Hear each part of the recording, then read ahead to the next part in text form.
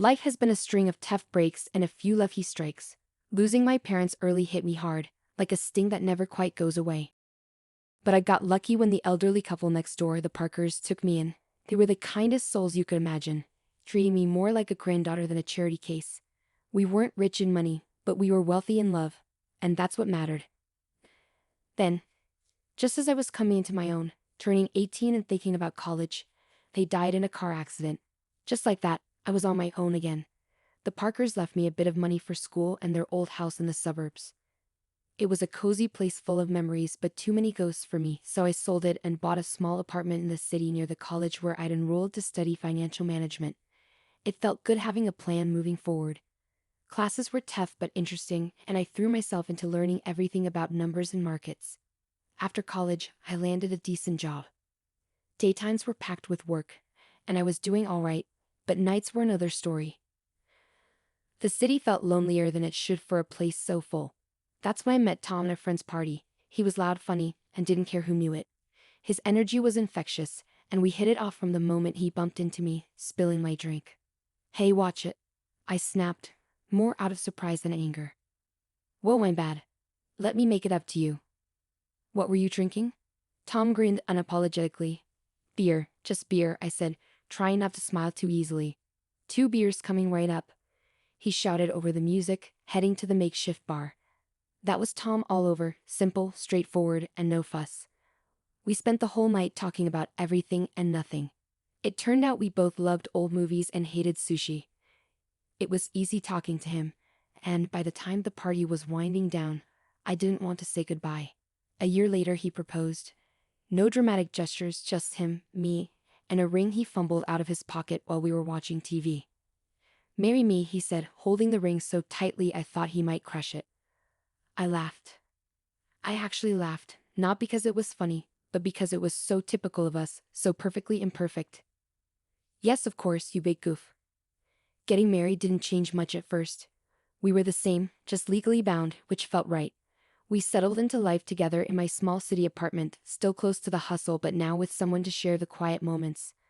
Life felt full, and for the first time in a long while, the evenings didn't feel so empty. Settling into married life had its comforts, but life sure doesn't let you get too cozy without throwing a curveball or two. Harry's folks, Mr. and Mrs. Dawson, were gems. Living in their cozy suburban home, they welcomed me with open arms from the get-go. I could see where Harry got his easygoing nature. Their warmth was a balm on my often sore heart, still aching from my own family losses. "So happy you're part of our family now," Mrs. Dawson would often say, squeezing my hand with a kindness that felt both uplifting and overwhelming. "Thanks. I really appreciate how welcoming you've been," I'd reply, feeling genuinely grateful. Visiting them became our weekend ritual. Those days were filled with backyard barbecues and lengthy chats over cups of steaming coffee. Life was good, simple, and honest, until it wasn't. Harry got called away on a long business trip, a whole year out of state. It was a fantastic opportunity for his career, but the timing was brutal. No sooner had Harry left than Mr. and Mrs. Dawson's health took a nosedive. It happened fast, and Mrs. Dawson, bless her heart, sounded near out of her mind with worry when she called. "Grace, I hate to ask, but I could really use your help around here. Mr. Dawson is really not doing well," her voice thick with unshed tears. Without a second thought, I packed a bag and headed to the suburbs. Seeing Mr. and Mrs. Dawson so frail shook me. He had always been a pillar, strong and steady. Now he looked shrunken, tethered to his life through a maze of medical tubes. I slipped into the routine of their household seamlessly, handling the cooking and cleaning while Mrs. Dawson focused on Mr. Dawson's care. Evenings I spent sitting by Mr. and Mrs. Dawson's side, reading aloud his favorite classics, his eyes often fluttering closed long before I finished a chapter. "Thank you, Grace," he'd whisper on good days, his voice a shadow of his former robust tone. "It's my pleasure, really," I'd say, squeezing his hand, trying to offer comfort through simple touch. One quiet afternoon, Mrs. Dawson sat down at the kitchen table while I was chopping vegetables for dinner. She looked worn, older than her years. "Grace, I don't know how to say this, but we're in a bit of a bind," she began, nervously wringing her hands. "Mr. Dawson was the main earner, you know, and with him like this." I put down the knife, giving her my full attention. "We're strapped, honey. I hate to even ask, but could you consider renting out your apartment? It might help us get through this tough spot." She looked down, clearly embarrassed. I didn't even hesitate. "Of course, Mrs. Dawson. I'll get on it right away," I said firmly, trying to ease her burden. The apartment rented out quickly, and every month I dutifully transferred the rental income to Mrs. Dawson, along with money for groceries and whatever bills piled up. It wasn't easy. The commute to my job in the city became a nightmare. But family sticks together, right? That's what I kept telling myself, even on the hardest days. "You're a godsend, Grace," Mrs. Dawson would often say, her relief palpable each time I handed her the money. "It's what family does," I'd respond. Though some nights, as I lay in the guest room, listening to the distant sounds of sirens from the city, I couldn't help but feel the weight of the world on my shoulders. Harry's calls were my only respite, his voice a tether to another life. "How's it going, Kim? You holding up okay?" His concern was always evident, even through the static of long-distance calls. "We're managing, don't worry about us." I'd force cheerfulness into my voice, not wanting to add to his stress. Life in the Dawson household took a drastic turn when Emily, Mrs. Dawson's daughter from her first marriage, showed up unexpectedly. The vibe shifted immediately. She had that kind of presence, like a cold breeze that sneaks under the door. I never really knew Emily well, but I'd heard enough from Harry and even glimpsed her frosty relationship with Mr. and Mrs. Dawson during brief, tense visits. My days had already stretched thin, juggling long commutes to work and caring for Mr. and Mrs. Dawson, who was now bedridden and fading fast. Emily's arrival, however, added a whole new layer of tension. It was clear she was here to stay, making herself at home as if she owned the place. One evening, after a particularly grueling day, Mr. Dawson beckoned me to his side with a weak gesture. His voice was a hoarse whisper, strained and urgent. "Grace, you need to watch out for Emily. She's a very bad person," he said, the gravity in his tone pulling a knot tight in my stomach. "I understand, Mr. Dawson. I'll be careful, I promised, though I wasn't exactly sure what I was promising against." True to Mr. Dawson's warning, Emily wasted no time establishing her new regime. The first sign was when I found her in a kitchen one morning, her presence like a storm cloud over the breakfast nook. "Just so we're clear, I'm not here to play housemaid or chef for anyone," she declared, her tone sharp as she sipped her coffee, eyeing me like I was an intruder in her mother's kitchen. I was taken aback but managed to keep my cool. "Okay, Emily, I've been handling things so far. And I can keep at it," I said, trying to keep the peace. "Good, because I don't plan on lifting a finger. This is Mom's house after all," she snapped back, her eyes daring me to challenge her. From that day on, Emily made sure her presence was felt, and not in a good way. She ordered takeout just for herself and her mother, leaving their empty boxes on the table for me to clean up. Her disdain wasn't subtle, and it stung. But I swallowed the bitterness because Mr. and Mrs. Dawson needed peace. "Grace, why don't you sit and eat with us tonight?" Mrs. Dawson asked one evening, a rare moment of old warmth in her voice. Before I could respond, Emily cut in sharply. "Mom, Grace has been busy all day. She probably prefers eating later." Her words were coated with fake concern, but the message was clear. I wasn't welcome. The days grew heavier, my chores doubling. Emily's entitlement filled every corner of the house. I hear her late at night, whispering with her mother, turning her against me with poison words. Mrs. Dawson, once so kind and understanding, started to change too, her looks colder, her thank yous fewer. A couple of weeks later, Mr. Dawson was gone. The funeral was a solemn affair, with Harry flying in just in time to say his goodbyes. It was the first time in months we were together, and the relief of having him by my side was palpable. Yet amidst the mourning, I noticed the air had shifted significantly at the Dawson residence. Emily was on her best behavior, treating everyone with forced politeness. "How's everything been while I've been gone?" Harry asked me quietly during a brief moment we had alone after the service. "Fine. Everything's been fine," I lied, forcing a smile. I didn't want to burden him further, his grief was enough to handle. "You sure? You look a bit worn out," he pressed, his brow furrowed with concern. "It's just been busy, helping out around here."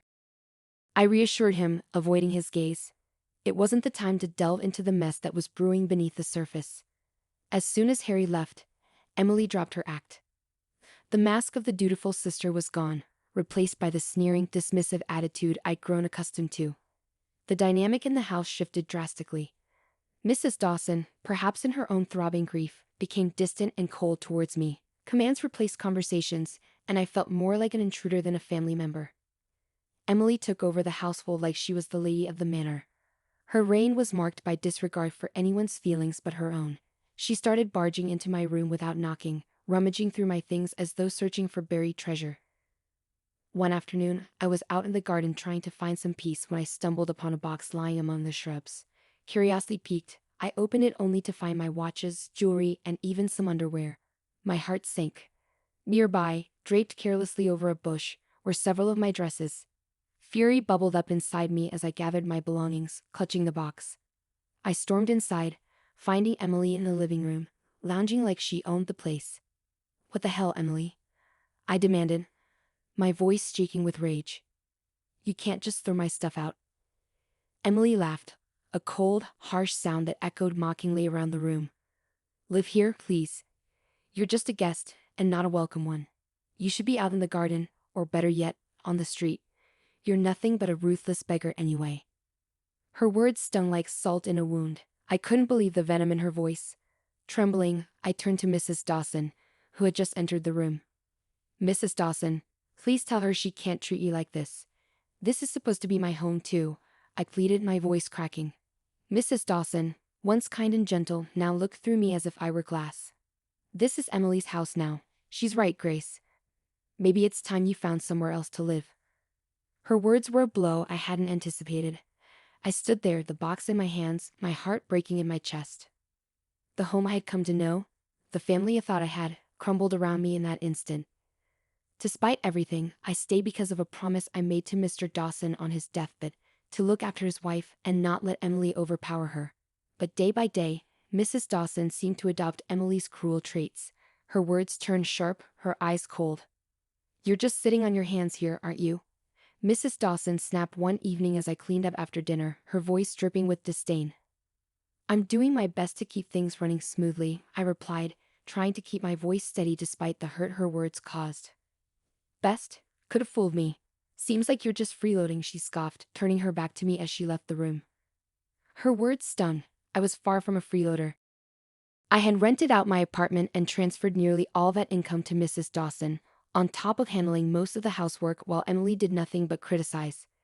Emily, living off her mother's pension, was relentless. "Really, what does my brother even see in you?" she would taunt me nightly, her voice loud enough to carry through the thin walls. I'd bite my tongue, swallow the anger and frustration, and remind myself of the promise I made. But the atmosphere was suffocating, the house a minefield of hostility. One evening, coming home early from work, my world tilted on its axis.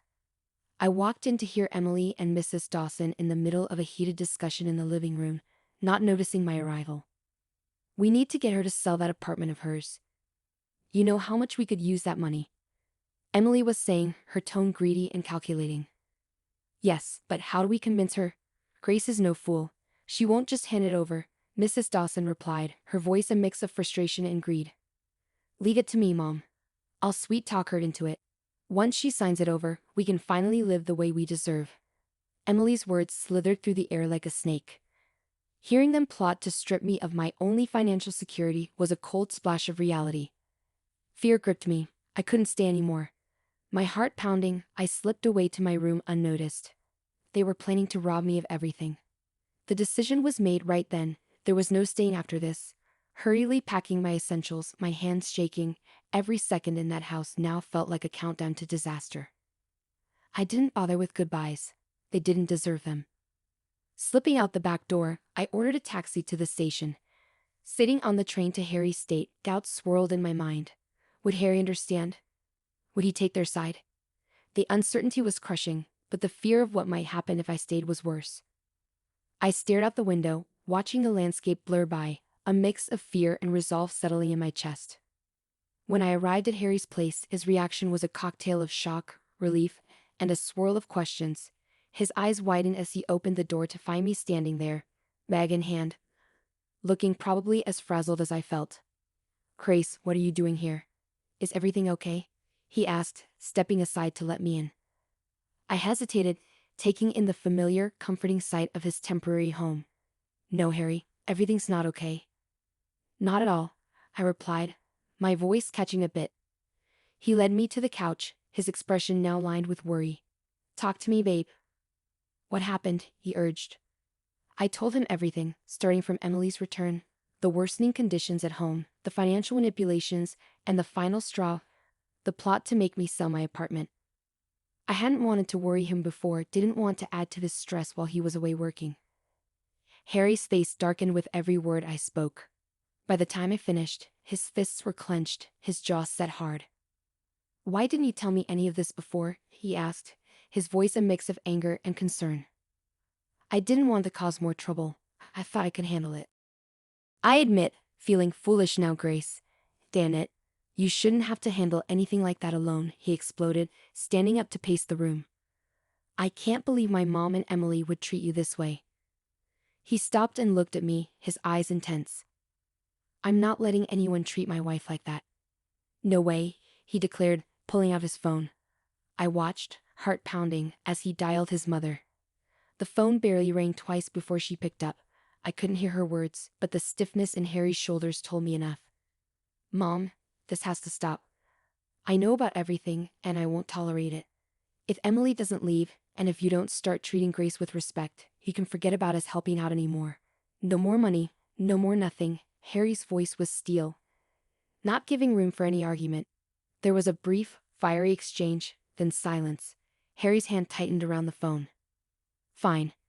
If that's your choice, then you've made mine, he said finally and hung up. He turned to look at me, his expression softening. Looks like it's just us now, babe. That's all we need, he said, coming over to wrap me in his arms. I leaned into him, the safety of his embrace fortifying me against the whirlwind of emotions. Just us, I murmured, feeling the truth of his words. We were on our own now, but somehow that felt okay. Harry and I talked long into the night. We discussed practical things like my remote work arrangements and our financial plans without the extra drain of supporting his mother, Emily. It felt like we were laying the foundations for a new chapter. Just the two of us. Whatever happens, we're in this together. You and me against the world, right? Harry said with a determined grin. Right, I smiled back, feeling more confident with him by my side. Against the world. The next few days were a whirlwind of activity. I contacted my job to arrange remote work, which thankfully they agreed to. Harry helped me move my things from storage and set up a home office in the corner of his living room. It wasn't perfect, but it was ours, and it was peaceful. A week into our newfound peace, I was jolted by a call that almost felt like a ghost from a past life. It was Mrs. Dawson. Her voice, once sweet to me, now dripped with a mix of desperation and audacity. Grace, why haven't I received the money for this month? You know we depend on it, she demanded right off the bat. I was stunned silent for a moment, her nerve unbelievable. I'm sorry that after everything, you really expect me to continue supporting you? I asked, my tone more incredulous than angry. In the background, I could hear Emily's voice, shrill and angry. She's just an ungrateful girl, Mom. Make her transfer the money. Taking a deep breath to calm my rising anger, I remembered the venomous words they had thrown at me, words that stung deep. Mrs. Dawson, Emily called me a ruthless beggar, remember? I'm not sending money to people who treat me like trash. I'm done. There was a pause on the other end, and I could almost picture Mrs. Dawson's shocked face. But we're family, she finally said, her voice a mixture of anger and pleading. No, family doesn't treat each other that way. Goodbye, Mrs. Dawson, I said firmly and hung up before she could respond. The call shook me, but Harry was right there, his support unwavering. You did the right thing, Grace. It's time they learn to stand on their own, he reassured me, wrapping an arm around my shoulders. Not long after settling back into our hometown, another surprise came our way. I was pregnant. The news brought a joy we hadn't expected, and suddenly the future seemed filled with possibilities.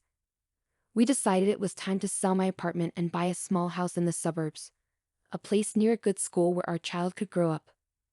As we were planning our move, another call came, again from Mrs. Dawson. Her tone was different this time, desperate, almost pitiful. Grace, I've made a mistake. Emily forced me to sell the house, took the money, and left me with nothing. Could I come and live with you and Harry? Her voice was shaky, pleading. The request stunned me. After everything, this was a test of my resolve. Mrs. Dawson, you chose this path when you sided with Emily against us. You could have chosen differently, I said, my voice steady despite the turmoil inside. I know. I know I've made mistakes, but you have a kind heart. Can't you forgive an old woman for her wrong choices? She implored. I sighed, feeling a pang of pity, but remembering the pain her choices had caused. I forgave you long ago, but that doesn't mean I can let you back into my life. You need to live with the consequences of your actions just as I have. I replied and ended the call. Then, with a resolute tap, I blocked her number. We moved forward with our plans, purchasing a quaint house with a little garden where our child could play. It was a lazy Sunday morning, the kind where you linger over coffee and the newspaper. I was flipping through the pages when a headline caught my eye.